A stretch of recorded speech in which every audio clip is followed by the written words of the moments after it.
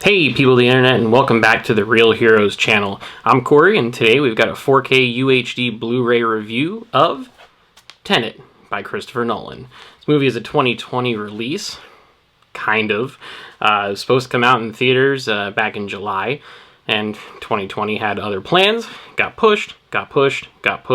I think it eventually came out sometime around Labor Day, but in very limited release. Didn't do so great domestically at the box office. Did a little bit better internationally, where some other countries were a little bit more responsible and could be a little bit safer than us here in the United States. But for most of us, we did not get to see this film until December, when it came out on its home release, both on digital, iTunes, Vudu, Amazon, so on and so forth, or on physical media, which is how I was able to enjoy the film. The film stars John David Washington as simply the protagonist. He really carries the entire story of the film. It also stars Robert Pattinson, Elizabeth Debicki, Kenneth Branagh, Michael Caine. Christopher Nolan's good luck charm shows up, even for just a very small scene. The movie is very complex. If you like Inception or Interstellar, this cranks up the will I be confused meter just a smidge more than those films. I had no problem following it. I do think it warrants watching more than once just to really get all the nuances and probably go back and see all the different things in the story that you didn't pick up on the first time, which is pretty exciting. Also makes it a really good candidate for a movie that you're going to buy to own in your own personal collection. So, movie aside, I want to dive right into the actual the Blu-ray itself. So just to give you some quick tech specs on it, it was shot on film, so it does have a native 4K digital intermediate, which means that the visuals are striking on this film. It does not come in with a Dolby Vision encode. It's only HDR10, which is one HDR format. Unless you have a really fancy 4K Blu-ray player, you're going to see the same HDR stream throughout the entire film, as compared to Dolby Vision, which is actually analyzing each individual frame and then adjusting the HDR for you. That being said, though, you're probably not going to notice the difference. It still looks incredible. It is very, very, very sharp. Hoyt van Hoytema, who's the cinematographer, absolutely knocks this film out of the park. Another thing that really contributes to the visuals is that there are barely any visual effects shots in this movie. Almost everything is done practically, including crashing an airplane into a building, which is kind of incredible when you think about the scale that Christopher Nolan gets to do. Very interesting to see how that carries forward now that his relationship with Warner Brothers is a little bit strained. If he goes to another studio, if he's able to get the same budget in a post-pandemic era that he had for this. So this might be the top of the mountain as far as how expansive his filmmaking can get. That said, one last thing on the visuals. If you are watching it on the 4K Blu-ray, as compared to the iTunes or Vudu versions, the aspect ratio does change. So for parts of the film, it's in a 2.2 to 1 ratio, which is more of your traditional black bars on top and bottom.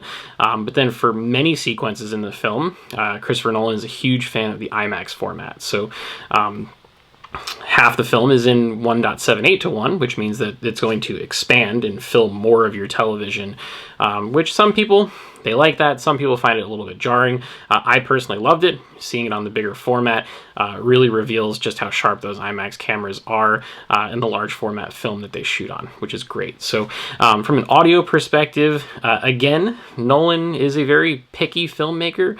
He doesn't do things unless he absolutely wants to, which means that there is no Dolby Atmos or DTS-X track on this release, which means that you're not going to be getting the height effects. The two height speakers that I have in my my home theater setup were not used at all. It's just a traditional 5.1.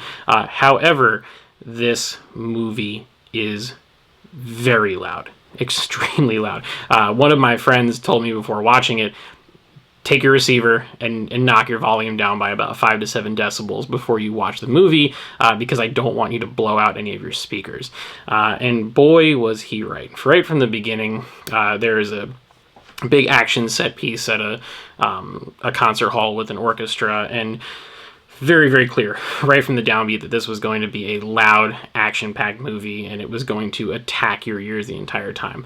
I love that. It uses full engagement of the entire soundstage at ear level. Again, no heights because there's no Atmos, but you know, your left, your center, your right, your surrounds, your rears, they're all getting engaged. So you're getting a very immersive audio experience. That being said, dialogue, a little bit muffled. It's kind of a point of controversy on a bunch of Nolan's films at this point. If you remember Bane back from The Dark Knight Rises, a lot of folks had trouble understanding what Tom Hardy's character was saying there.